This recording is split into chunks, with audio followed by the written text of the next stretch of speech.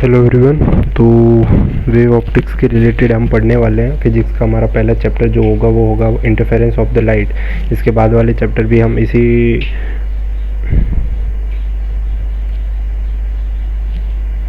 Hello everyone. तो आज से हम फिज़िक्स शुरू करते हैं। फिज़िक्स इंजीनियरिंग फिज़िक्स जो कि हमारी मैक्स का सब्जेक्ट है, ठीक है। तो अब इसमें जो है वो हमारा पहला चैप्टर जो होगा वो होगा इंटरफेरेंस ऑफ द लाइट, ठीक है, जो कि वेव ऑप्टिक्स में आता है। किस में आता है? वेव ऑप्टिक्स में आता है। और वेव ऑप्टिक्स के और चैप्टर हैं, डिफ्रैक्शन, पोलराइजेशन और लेजर्स वगैरह, तो हम उनके बारे में भी समझेंगे। बट जो पहला चैप्टर हमारा है वो इंटरफेरेंस ऑफ द लाइट है और हम इसी के साथ शुरू करेंगे। तो सबसे पहली जो चीज़ है, ठीक है, तो हम क्या क्या पढ़ने वाले चैप्टर के अंदर हम वो सीखेंगे। तो नेचर ऑफ द लाइट और उसका मैथमेटिकल रिप्रेजेंटेशन, ठीक है, उसके बारे में सीखेंगे। फिर हम देखेंगे coherence in the light waves, फिर कुछ एग्जांपल्स वगैरह करेंगे। फिर प्रिंसिपल ऑफ द सुपरपोजिशन हम उसके बारे में समझेंगे। इंटरफेरेंस ऑफ द लाइट उसके बारे में समझेंगे।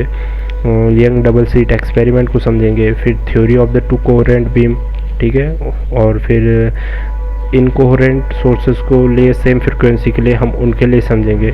इंटेंसिटी डिस्ट्रीब्यूशन और condition for interference, expression for the fringe width, shape of the interference fringe, classification of the interference phenomenon और Fresnel biprism experiment, solve example, interfering in thin films, interfering fringes at the waist-shaped film, Newton's rings, solve examples, and Michelson's interferometer, application of the Michelson interferometers, determination of the wavelength on the monochromatic lights, determination of the difference of the two nearly equal wavelength, determination of the thickness of the thin plate, and solved example, ठीक है। तो इन सब को हम समझेंगे और ये सारे टॉपिक जो हैं वो छोटे छोटे टॉपिक्स हैं। इसमें तुम्हें ये सोचने की ज़रूरत नहीं है कि इतने सारे टॉपिक्स हो गए और इतना बड़ा चैप्टर हो गया, नहीं। सो बहुत ही छोटे छोटे टॉपिक्स हैं, इनको इजीली वे में समझेंगे, बस आपको मेरे साथ बने रहना है। तो शुरुआत करते हैं हमारा चैप्टर की, ठीक है। तो चैप्टर का सबसे पहले उद्घाटन कहाँ से होता है? उद्घाटन होता है 1670 से, ठीक है। 1670 में हाइगेन नाम का एक वैज्ञानिक था और उसने क्या कहा? उसने कहा कि लाइट का जो नेचर होता है ना वो वेव फॉर्म का होता है और वो वेव कैसे कैसे क्या बोलते हैं उसको, जाने को, ठीक है, प्रोपोगेट करती है, ठीक है। तो वेव कैसे प्रोपोगेट करती है उसके बारे में बताया कि वो वेव प्रोपोगेट करती है लॉन्गिट्यूडनल तरीके से, ठीक है। लॉन्गिट्यूडनल तरीके का मतलब क्या होता है कि अगर कोई वेव है और वो जो एक्सिस है उसी के साथ चले, ठीक है, तो हम उसको बोलते हैं लॉन्गिट्यूडनल वेव।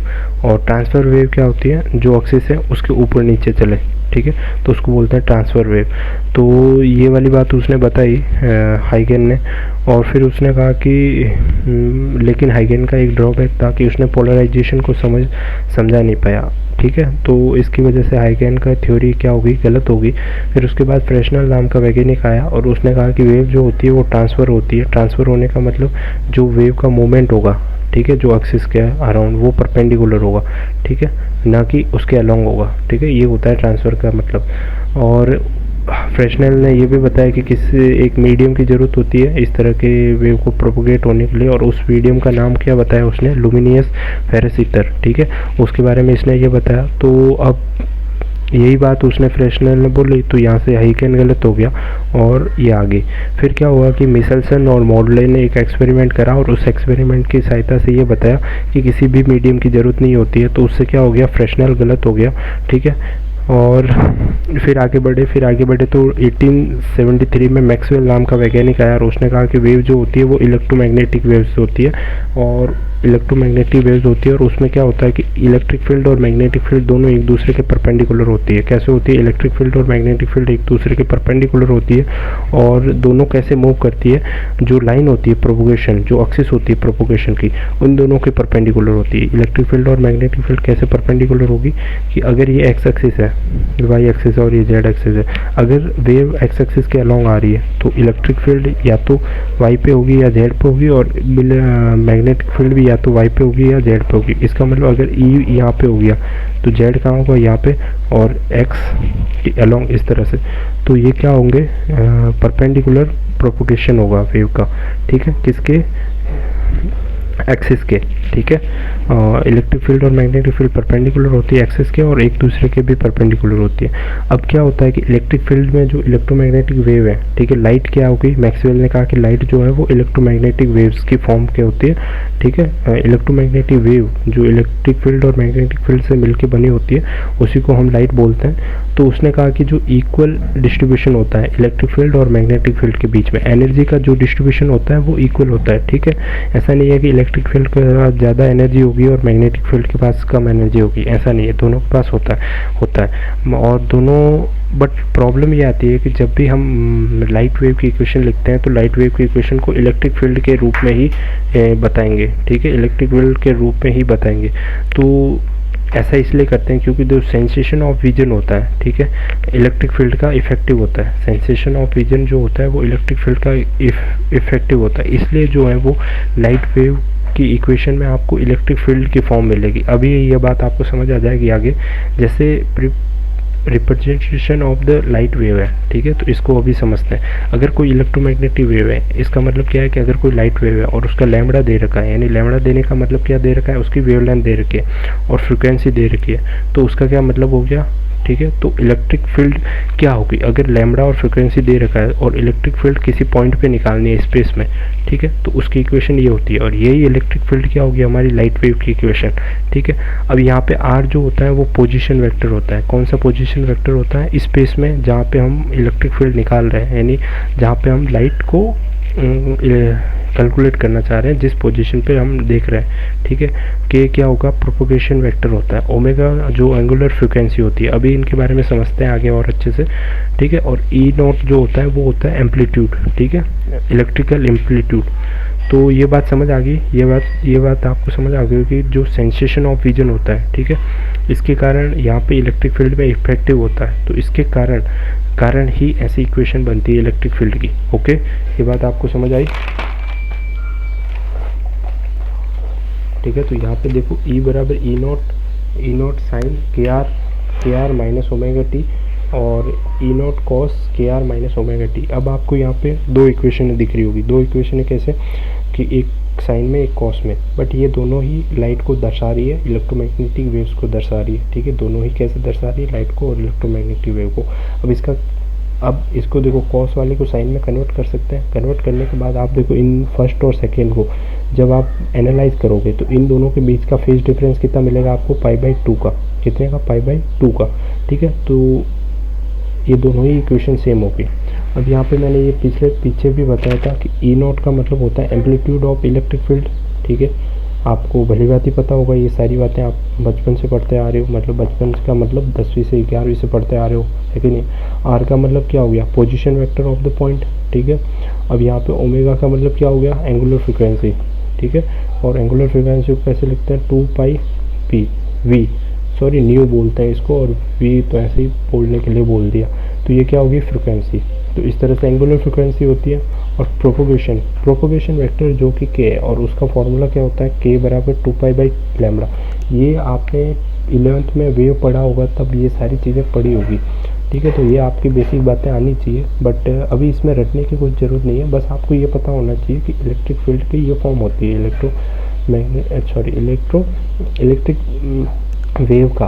इलेक्ट्रिक वेव की इक्वेशन क्या होती है, ये होती है, आपको ये पता होगी। और वही इलेक्ट्रिक वेव अपने किसको इंडिकेट करती है, लाइट वेव को इंडिकेट करती है। किसको इंडिकेट करती है, लाइट वेव को।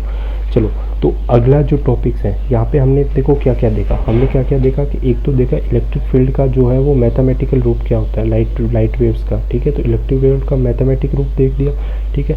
फिर हमने हिस्ट्री के बारे में देखा कि एक्चुअल में लाइट क्या होती है, लाइट इलेक्ट्रोमैग्नेटिक वेव्स होती है जो इलेक्ट्रिक फील्ड और मैग्नेटिक फील्ड से मिलकर बनी होती है, तो उसके बारे में सीखा, ठीक है।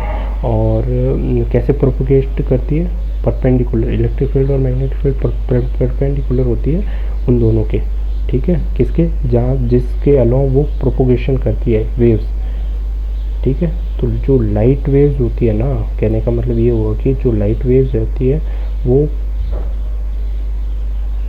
प्रोपोगेट, जिसमें इलेक्ट्रिक फील्ड और मैग्नेटिक फील्ड जिस एक्सिस के अलोंग वो प्रोपोगेट करिए ना, उस एक्सिस के अलोंग ये दोनों परपेंडिकुलर होगी, ई और बी, ठीक है। ये बात समझ आ गई। अब देखो यहाँ पे अगला टॉपिक है, वो है हमारा एक coherence in the light wave. Coherence in the light wave क्या होता है कि यहाँ पे एक शब्द है कोहेरेंस और यहाँ पे है लाइट वेव, ठीक है। तो कोहेरेंस का बहुत बड़ा मतलब है, इसको हम समझेंगे।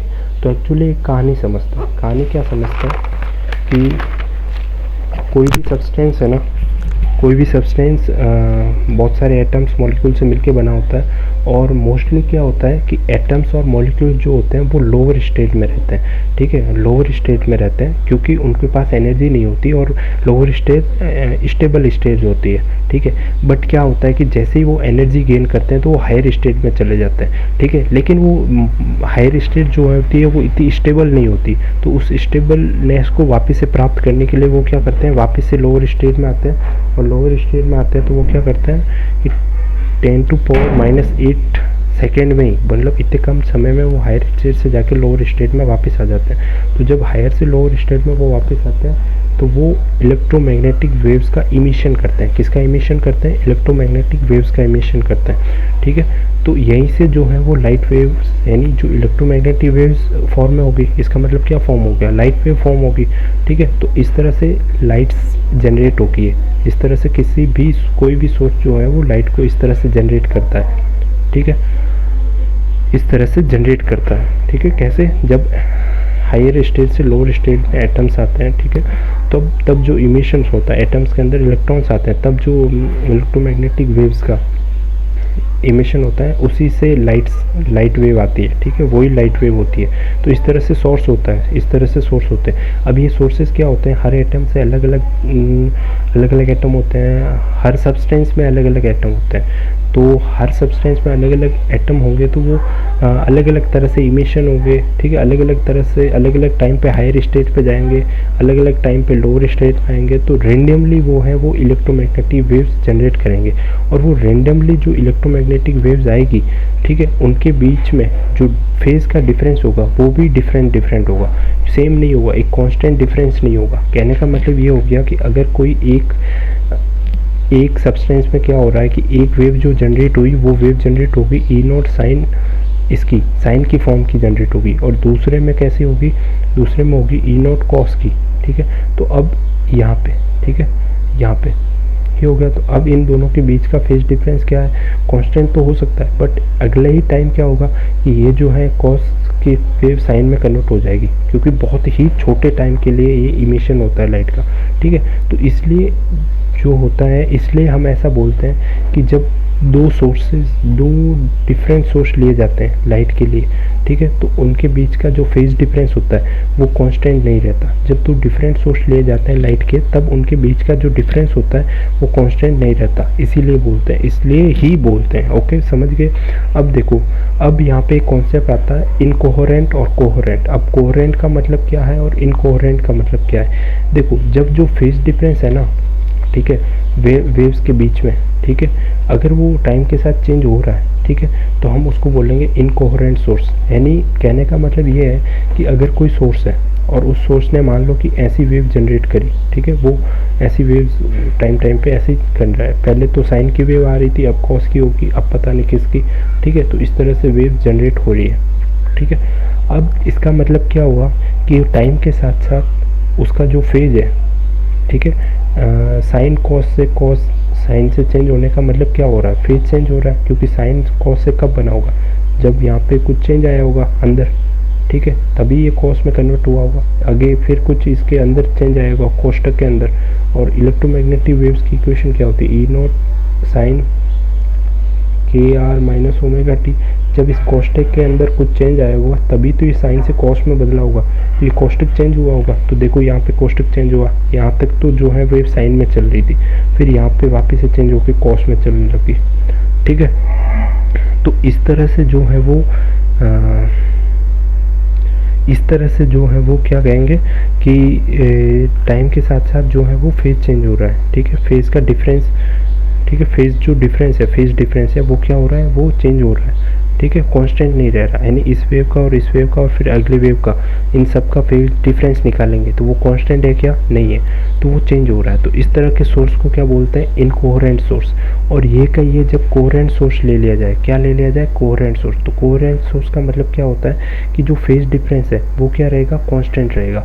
फेज डिफरेंस क्या रहेगा, कांस्टेंट रहेगा टाइम के साथ। अभी इसको समझते हैं, ठीक है। और इंटरफेरेंस का जो हम चैप्टर पढ़ रहे हैं ना, इसको समझने के लिए सबसे ज़रूरी चीज़ है कि सोर्सेस कैसे होने चाहिए, कोहेरेंट सोर्स होने चाहिए, कोहेरेंट सोर्स होने चाहिए। अब देखो जैसे ये वेव है, ठीक है, अब ये वेव टाइम के साथ चेंज नहीं हो रही, ठीक है। अब इसका क्या रह रहा है, साइन की ही वेव है, ठीक है। तो इस तरह का जो सोर्स होगा वो क्या कहलाएगा, कोहेरेंट सोर्स कहलाएगा। अब यहाँ पे ऊपर एक नोट लिखा हुआ है, उसका क्या मतलब हुआ, उसका मतलब ये हुआ कि अगर कोई साइन वेव है और उसको इनफाइनाइट टाइम तक ऐसे ही साइन वेव घुमाए तो वो कैसा सोर्स कहलाएगा, वो परफेक्टली कोहेरेंट सोर्स कहलाएगा। क्योंकि वो अगर साइन वेव है और उसको इनफाइनाइट टाइम तक मूव करवाएं, ठीक है, ऐसे ही प्रोपोगेट करवाएं, ठीक है, ऐसा सोर्स मिल जाए कोई जो साइन वेव प्रोपोगेट कर रहा है इनफाइनाइट टाइम तक, ठीक है, प्योरली साइन वेव प्रोपोगेट कर रहा है, तो ऐसा सोर्स क्या कहलाएगा, कोहेरेंट सोर्स कहलाएगा। और ऐसी वेव क्या कहलाएगी, कोहेरेंट वेव कहलाएगी। बट ऐसा इम्पॉसिबल है, ठीक है, क्योंकि प्रैक्टिकल में ऐसा होता नहीं है, ये आइडियल कंडीशन है। तो प्रैक्टिकल में क्या होता है कि प्रैक्टिकल में वेव जो जनरेट होती है, लाइट वेव जनरेट होती है, वो कुछ इस तरह की जनरेट होती है। उससे क्या होता है कि सोर्सेज में डिफरेंस आता रहता है, ठीक है, सोर्सेज में क्या आता है, डिफरेंस आता रहता है। तो एक शॉर्ट टाइम के लिए जो होती है वेव जो होती है वो कोहेरेंट रहती है, ठीक है। शॉर्ट टाइम के लिए जो वेव्स होती है वो क्या रहती है, कोहेरेंट रहती है। ये बात आपको समझ आ गई, शॉर्ट टाइम के लिए क्या रहती है, वो कोहेरेंट रहती है। तो जिस शॉर्ट टाइम के लिए वो कोहेरेंट रहती है उसको बोलते हैं कोहेरेंस टाइम, इसके बारे में आगे पढ़ेंगे। और जितनी लेंथ तक वो लाइन कोहेरेंस रहती है उसको बोलते हैं कोहेरेंस लेंथ, ठीक है। वापस से, जितने टाइम तक वो कोहेरेंट रहती है वेव, हम उसको बोलते हैं कोहेरेंस टाइम, और जितनी लेंथ तक वो कोहेरेंस रहती है उसको बोलते हैं कोहेरेंस लेंथ, ठीक है। अब देखो यहाँ तक तो हमने पढ़ लिया कोहेरेंस का मतलब क्या होता है, ठीक है। कोहेरेंट का मतलब क्या होता है, कोहेरेंट का मतलब होता है कि ऐसा सोर्स जो ठीक है, जो क्या करे कि फेज डिफरेंस, ऐसी वेव्स जनरेट करे जिनके बीच का फेज डिफरेंस टाइम के साथ चेंज ना होता हो, ठीक है। फेज डिफरेंस का मतलब जो होता है कि जो कोष्टक में लिखा होता है, अगर दो वेव्स ले लें तो इन दोनों के बीच का एक डिफरेंस ले लें तो वो टाइम्स के साथ पर्टिकुलरली सेम रहना चाहिए, चेंज नहीं होना चाहिए। और वो कब चेंज होगा, जब वेव्स की जो इक्वेशन चेंज हो जाएगी, ठीक है, तो वो चेंज नहीं होनी चाहिए। तो ऐसा सोर्स जो क्या कहलाएगा, कोहेरेंट सोर्स कहलाएगा।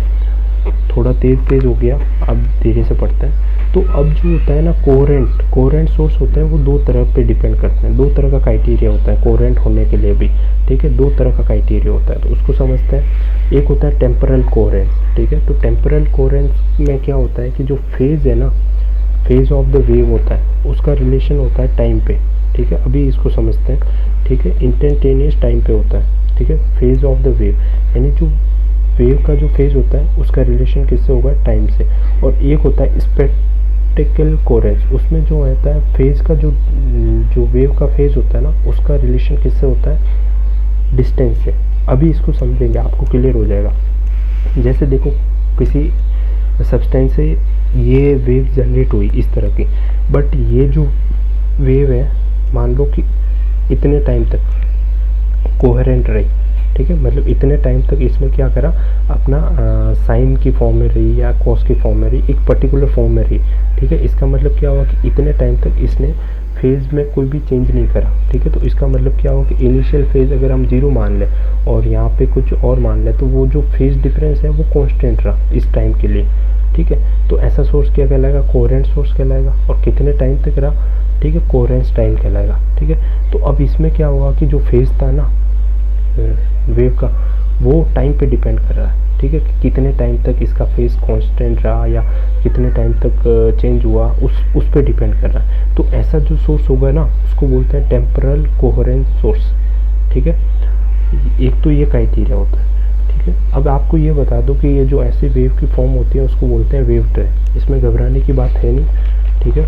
अब यहाँ पे अगला चीज़ देखते हैं कि जो यहाँ पे मैंने पिछले भी बताया था कि जो आइडियल सोर्स होता है वो मोनोक्रोमेटिक लाइट्स का होता है, इसके बारे में और अच्छे से पढ़ेंगे आगे के लेक्चर्स में। और प्योर साइनसोइडल वेव जो होती है वो जो होती है वो आइडियल सोर्स होती है, किसके लिए? कोहेरेंट सोर्स के लिए। तो ये आइडियल सोर्स क्या हो गया? कोहेरेंट सोर्स का, ठीक है। अब देखो यहाँ पे अगर हम बात करें कि कोहेरेंस टाइम के बारे में, मैंने बताया था कि वह टाइम जिसके दौरान वेव जो है वो कोहेरेंस रहती है, वो टाइम क्या कहलाता है? Coherence time. और कोहेरेंस लेंथ वो लेंथ, ठीक है, बीम की लेंथ, या ऐसा कह सकते हैं जितनी देर तक जो बीम है वो कोहेरेंस रही है, लाइट की जो वेव है वो कोहेरेंस रही। कोहेरेंस का मतलब आप समझ चुके हो कि जो फेज डिफरेंस है वो टाइम के साथ चेंज नहीं हुआ, ठीक है। इनिशियली जो फेज डिफरेंस हमने लिया था और बाद का, ठीक है, तो यही है। तो ये कहलाता है कोहेरेंस टाइम को, जो है मैं टीसी से डिनोट करता हूँ और एलसी से कोहेरेंस लेंथ को। तो हमें पता है कि डिस्टेंस के फॉर्मूले से, कि हमें पता है वेलोसिटी के फॉर्मूले से हम जानते हैं डिस्टेंस अपॉन टाइम, ठीक है। ये होता है वेलोसिटी का फॉर्मूला। अब v और t से मल्टीप्लाई करूँगा तो डिस्टेंस आ जाएगा। तो सेम टू सेम लाइट की जो वेलोसिटी होती है वो कितनी होती है? c, और जिसकी वैल्यू होती है 3 × 10⁸ मीटर पर सेकेंड। और टीसी क्या हो गया? कोहेरेंस टाइम, कितने टाइम तक वो जो है कोहेरेंस रही। तो इन दोनों को मल्टीप्लाई करूँगा तो मेरे पास क्या आ जाएगी? कोहेरेंस लेंथ आएगी कि नहीं आएगी? बताओ आ जाएगी।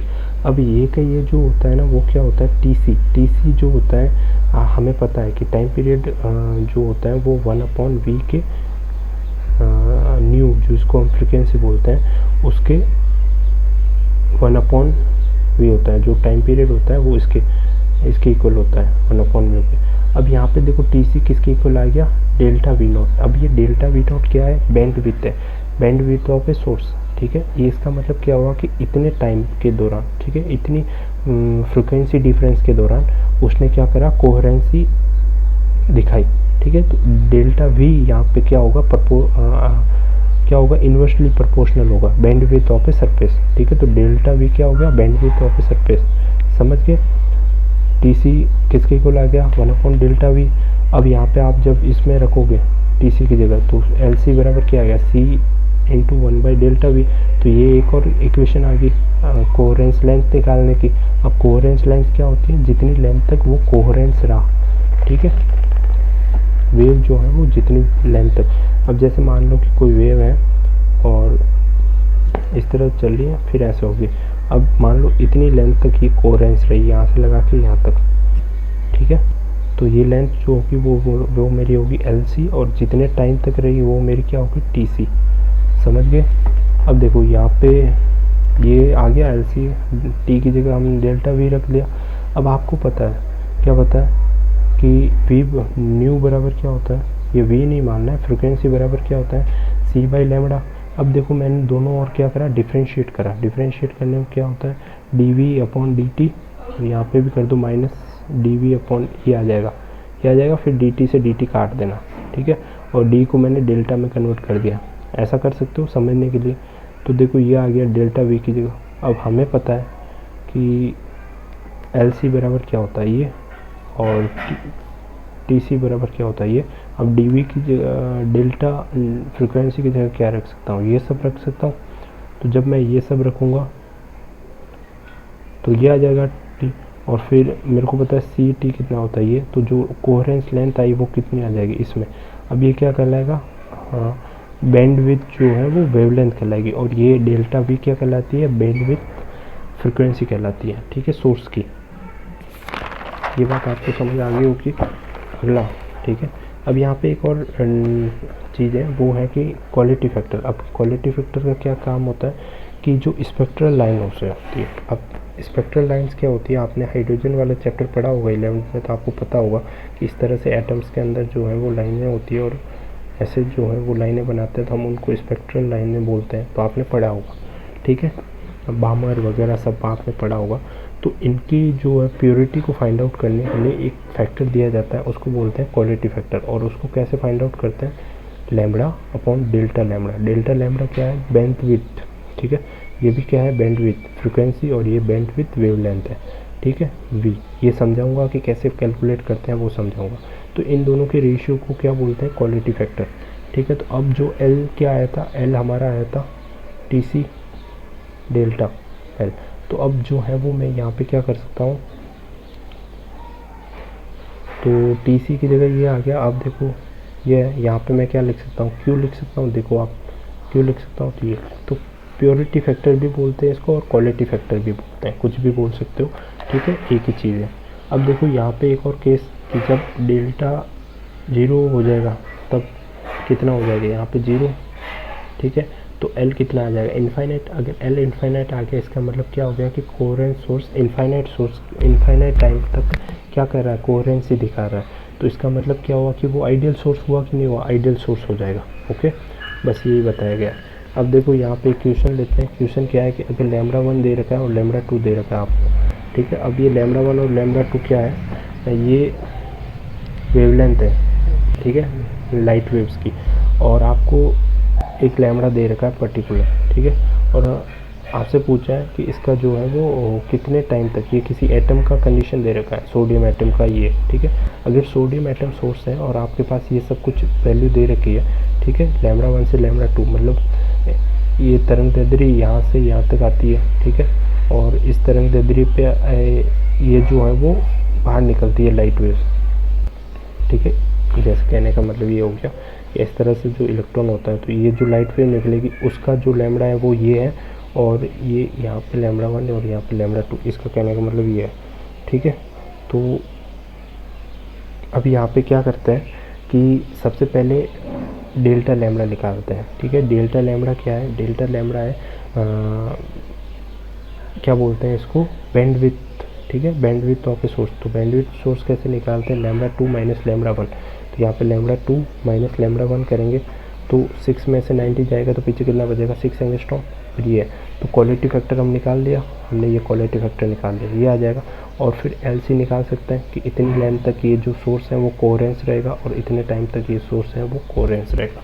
तो इस तरह से coherency length, coherency time find out करा जाता है, ठीक है। अब यहाँ पे आते हैं दूसरा क्राइटेरिया। पहला क्राइटेरिया क्या था, टेम्परल कोहेरेंस। टेम्परल कोहेरेंस क्या, किस पे डिपेंड करता था, टाइम और फेज डिफरेंस। जो कि फेज डिफरेंस था वो किस पे डिपेंड कर रहा था, किससे रिलेशन था उसका, टाइम के साथ, ठीक है। तो वो ऐसा था। अब जो है वो टेम्परल कोहेरेंस, सॉरी स्पेक्ट्रिकल कोहेरेंस। तो स्पेक्ट्रिकल कोहेरेंस में हमने क्या करा, स्पेक्ट्रिकल कोहेरेंस में ये है कि जैसे आपने अगर यहाँ पे सोर्स लिया, ठीक है, यहाँ पे आपने सोर्स लिया और ये x डिस्टेंस पे आपने एक लाइन ली और z डिस्टेंस पे ये लाइन ली, दोनों सेम डिस्टेंस पे। अब आपने यहाँ से वेव भेजी, ठीक है, तो ये दोनों पर सेम टाइम पे पहुँची वेव्स, यानी यहाँ पे भी जितने सेम टाइम पे और यहाँ पे भी सेम टाइम पे वेव्स पहुँची है।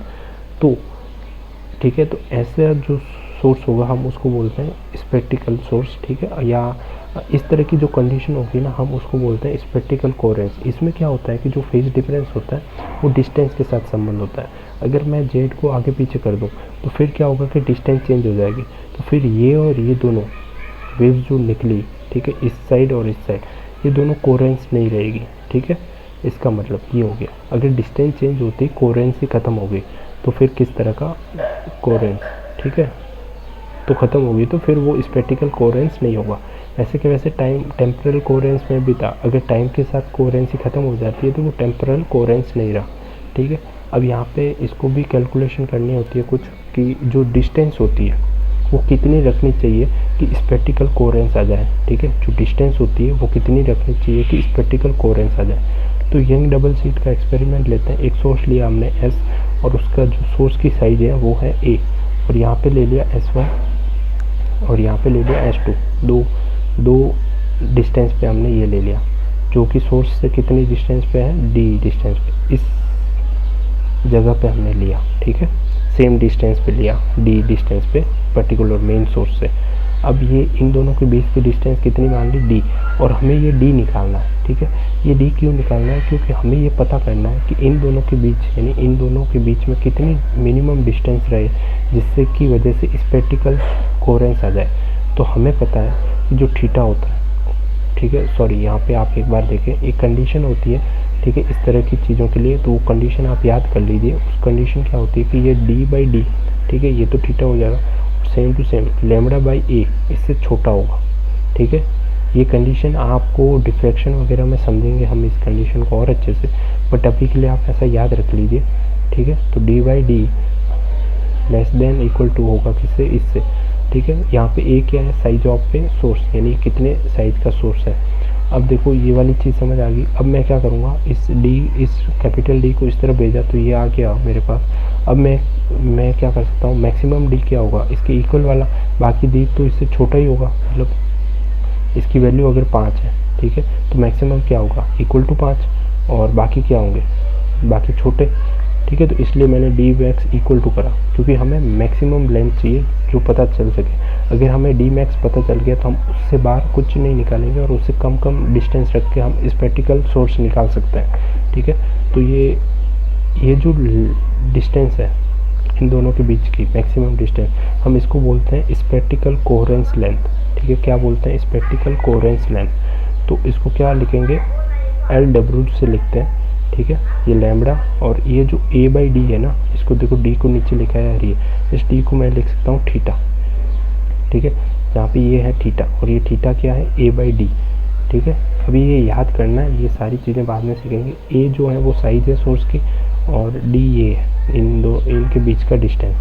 तो यहाँ पे ये थीटा है, तो angle subtended by the S on the plane of S1 and S2, ठीक है। तो यही है। तो बस ये आपको क्या मिल जाएगी, लेंथ डिस्टेंस मिल जाएगी सोर्स 1 और सोर्स 2 के बीच में कितनी डिस्टेंस रखनी है। तो ऐसे जब न्यूमेरिकल करोगे तो ये सब क्वेश्चन पूछा जाएगा, ठीक है। अब यहाँ पे आप एक नोट डाउन कर लो, स्टैंडर्ड डिवीजन कि सर्कुलर एपरेचर होता है सोर्स एस के लिए। अगर सोर्स एस सर्कुलर एपरेचर है तब उसका जो है वो एल डब्ल्यू यानी स्पेक्ट्रिकल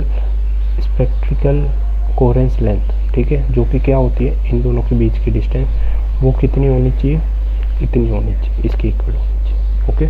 तो ये याद रख लेना।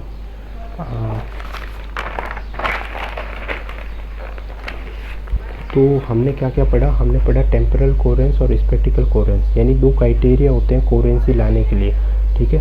तो एक तो टाइम के साथ अपन फेज को कांस्टेंट करके भी कोहेरेंस ला सकते हैं, और अगर डिस्टेंस के साथ भी हम फेज को कांस्टेंट करके स्पेक्ट्रिकल कोहेरेंस ला सकते हैं। अब देखो टेम्पोरल कोहेरेंस हमेशा मोनोक्रोमेटिक लाइट से जो है वो निकाला जाता है, लिया जाता है, ठीक है। हमेशा इसका मोनोक्रोमेटिक लाइट्स यूज करी जाती है, तो इसको बारे में और अच्छे से समझेंगे, मोनोक्रोमेटिक लाइट क्या होती है वगैरह सब, ठीक है। और ये इस पे जो है वो क्या, स्पेक्ट्रिकल कोहेरेंस किस पे डिपेंड करता है, साइज ऑफ पे सोर्स। आपको पता होगा ए जो हमारी उस पर आया था, अगर ये ए कम ज़्यादा हो जाए तो उससे भी फ़र्क पड़ता है कि स्पेक्ट्रिकल कोहेरेंस आएगा कि नहीं आएगा, ठीक है। तो सेम टू सेम इसमें भी देख तो एल सी और टी सी वगैरह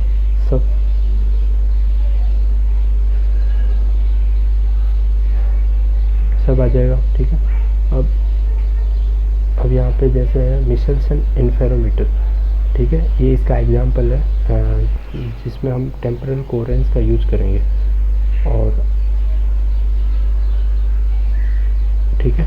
और फिर यहाँ पे स्पेक्ट्रिकल कोहेरेंस में तो हमने देखा ही है यंग डबल स्लिट, और आगे भी अच्छे से देखेंगे इसको, ठीक है। तो यंग डबल स्लिट का एग्जांपल है स्पेक्ट्रिकल कोहेरेंस, यानी यंग डबल स्लिट एक्सपेरिमेंट में हम स्पेक्ट्रिकल कोहेरेंस का यूज़ करते हैं कोहेरेंसी लाने के लिए, और मिशेल्सन इंटरफेरोमीटर में हम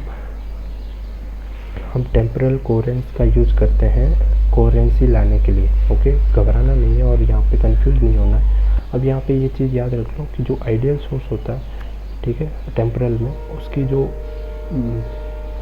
फ्रिक्वेंसी होती है और इंटेंसिटी होती है, उसका ग्राफ ऐसा बनता है आइडियल सोर्स के लिए, जो कि पॉसिबल है नहीं, और प्रैक्टिकल सोर्स के लिए ऐसा ग्राफ बनता है। इसको बाद में अच्छे से समझेंगे, अभी के लिए आप समझने के लिए समझ लो, ठीक है, याद कर लो।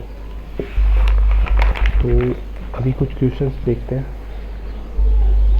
जैसे क्वेश्चन है कि पहला क्वेश्चन है कि अगर एक कोई लाइट है, उसकी वेवलेंथ है इतनी, ठीक है, और वेव ट्रेन जो कि है 20 लैम्बडा अलोंग, तो what are the coherence length, ठीक है। तो कोहेरेंस लेंथ क्या हो जाएगी यहाँ पे 20 इंटू लैम्बडा, ठीक है, क्योंकि हमें यहाँ पे कुछ कहा नहीं गया कि कहाँ पे कोहेरेंसी ख़त्म होती है। तो हमें कहा है कि जो वेव ट्रेन है उसकी, वेव ट्रेन का मतलब टोटल वेव, उसकी लेंथ कितनी बता दी, इतनी बता दी। अब लैम्बडा हमें दे रखा है, तो हम क्या कर सकते हैं कि जो लेंथ होगी वेव की वही हमारी क्या होगी, कोहेरेंसी होगी, ठीक है, कोहेरेंस लेंथ होगी। अब देखो यहाँ पे देखो LC आ गया हमारे पास। अब ऐसे कैसे हम क्या कर सकते हैं, टाउ निकालेंगे, मतलब टाउ मतलब कोहेरेंस टाइम। कोहेरेंस टाइम क्या होता है, L बाई सी, ठीक है। अब L बाई सी को देख लो, L है आपके पास और C है आपके पास, तो इस तरह से कैलकुलेट कर लेंगे। ओके, तो इसमें घबराना नहीं है, वापस से देख सकते हो 20 लैम्बडा दे रखा है ना, तो लैम्बडा की वैल्यू आप यहाँ से पुट करोगे तो आपके पास LC आ जाएगा और बस हो जाएगा। इसी तरह से कोहेरेंस टाइम निकालना है, तो वो हमने पीछे कैलकुलेशन में सीखा था कि किस तरह से निकालना है। अब ऐसे कैसे देख लो, यहाँ पे कोहेरेंस टाइम निकालना है और कोहेरेंस लेंथ निकालनी है फॉर वाइट लाइट, ठीक है। तो अब वाइट लाइट का मतलब क्या है कि जैसे वायलेट दे रखा है और रेड दे रखा है आपको, तो अभी क्या करोगे कि आप डेल्टा वी निकालोगे, ठीक है। डेल्टा वी निकालने से हमारे पास क्या आ जाएगा, कोहेरेंस टाइम आ जाएगा, क्योंकि हमें पता है 1 डेल्टा वी ये होता है कोहेरेंस टाइम। ये दे रखे हैं तो इन दोनों का डिफरेंस डेल्टा वी आ जाएगा। और फिर क्या कर सकते हो, कोहेरेंस लेंथ निकाल सकते हो, वो क्या होता है C इंटू कोहेरेंस टाइम। तो इस तरह से कैलकुलेशन करके आप फाइंड आउट कर लेना, ठीक है। अब ये क्वेश्चन समझते हैं अच्छे से आगे। तो ये क्वेश्चन क्या कहता है कि इस तरह से कुछ दे रखा है, यहाँ पे सोर्स है, इनके बीच की डिस्टेंस 1 है और यहाँ पे S1 है ये, और ये S2 है, ठीक है। ये हमें ये सब कुछ पूछा है, हमें पूछा है ये वाली डिस्टेंस जो कि हमने निकाली थी, स्पेक्टिकल कोहेरेंस लेंथ, ठीक है, LW, या इसको क्या कह सकते हैं, D कह सकते हैं। तो ये, तो जब A कितना दे रखा है 1 मिलीमीटर, तो सब हमें ये दे रखा है, तो हमें पूछा क्या गया है, हमें पूछा गया है कि ये निकालना है। तो ये कैसे निकालेंगे, लैम्बडा D और A, और लैम्बडा की वैल्यू क्वेश्चन के अंदर दे रखी है, वो कितने दे रखी है 6 इंटू, बाकी D कितना हो गया 1, और ये तो इन सबको कैलकुलेट करा तो LW आ गया। तो ये क्या आ जाएगी, स्पेक्टिकल कोहेरेंस लेंथ, ठीक है। तो ये आ जाएगी स्पेक्टिकल कोहेरेंस लेंथ। और फिर आप यहाँ पे देख लो आप सब कुछ, ये देखो हमने स्पेक्टिकल कोहेरेंस लेंथ इस तरह से निकाला था, लैम्बडा बाई थीटा, ठीक है, या इसको ऐसे भी लिख सकते हैं लैम्बडा A बाई D। इसका यूज अभी हमने करा। तो एक ओवरव्यू ले लेते हैं, सॉरी एक रिवीजन ले लेते हैं। रिवीजन में यहाँ पर देखते हैं क्या क्या पढ़ा, ठीक है। तो रिवीजन में देखो, सबसे पहले हमने पढ़ा नेचर, कि लाइट का नेचर कैसा है, तो जो लड़ाइयाँ हुई वो सब कुछ हुई। तो मैक्सवेल ने बताया कि इलेक्ट्रोमैग्नेटिक वेव्स होती है, ठीक है। फिर उसके बाद इलेक्ट्रोमैग्नेटिक वेव्स ये बता दी उसने, मैक्सवेल ने। फिर उसके बाद हमने देखा कि जो इलेक्ट्रिक फील्ड जो है वो इफेक्टिव होती है, तो उसको क्या लिखते हैं, E0 साइन, ये इक्वेशन होती है इलेक्ट्रिक फील्ड की, ठीक है। फिर हम कोहेरेंसी के बारे में देखा, कोहेरेंसी अगर कोहेरेंट और इनकोहेरेंट सोर्स क्या क्या होते हैं। कोहेरेंट सोर्स वो सोर्स होते हैं जिनका फेज डिफरेंस टाइम के साथ चेंज नहीं होता है, तो वो होते हैं कोहेरेंट। और इनकोहेरेंट सोर्स वो होते हैं जिनका फेज डिफरेंस टाइम के साथ चेंज होता है, तो वो होते हैं इनकोहेरेंट सोर्स, ठीक है। तो ये कहिए। फिर हमने देखा कि कोहेरेंट सोर्स लाने के लिए 2 क्राइटेरिया होते हैं। पहला क्राइटेरिया होता है टेम्पोरल और दूसरा क्राइटेरिया होता है स्पेक्टिकल, ठीक है। टेम्पोरल में क्या होता है कि जो फेज डिफरेंस होता है वो टाइम से रिलेटेड होता है, टाइम से रिलेट करके हम फेज को कांस्टेंट करते हैं और इस तरह से कोहेरेंसी लेके आते हैं। और इसमें हमने देखा था कि LC और TC और क्वालिटी फैक्टर ये सब कैसे निकालते हैं, इन सब का यूज करना देखा था। ऐसे कैसे स्पेक्टिकल कोहेरेंस में हमने क्या देखा कि डिस्टेंस से डिपेंड करता है फेज, जो वेव होती है उसका फेज डिफरेंस, तो हम डिस्टेंस से जो है वो फेज डिफरेंस कांस्टेंट करते हैं, तो इसके हम क्या निकालते हैं, LW वगैरह निकालते हैं, ठीक है, स्पेक्टिकल लेंथ वगैरह, ठीक है। तो वो सब कुछ निकालते हैं, इसमें फाइंड आउट करते हैं। और यही चीज़ होगी। अब यहाँ पे मैं बता देता हूँ कि हम जो बुक यूज़ करेंगे हमारे दौरान, वो बुक होगी फिजिक्स की। इस चैप्टर के दौरान अलग अलग चैप्टर के लिए अलग अलग बुक्स यूज़ करते रहेंगे। तो इस चैप्टर के लिए जो बुक यूज़ होगी वो होगी डॉक्टर GD लाडीवाला। आपको ये बुक देखनी है। और अगर इस बुक्स में आपको कुछ जो क्वेश्चन हमने करवाए हैं मैंने अभी, इसी पे बेस्ड आपको क्वेश्चंस मिल जाएंगे ये वाले, ठीक है। तो ये वाले क्वेश्चन आपको करने हैं, यहाँ पे मैं बता देता हूँ। ये देखो, ये बुक है, यहाँ पे सॉल्व एग्जाम्पल लिखा है, ये सारे क्वेश्चन ट्राई करने हैं। उनमें से 3 क्वेश्चन मैंने करवा दिए हैं, बाकी आपको ट्राई करना है, ठीक है।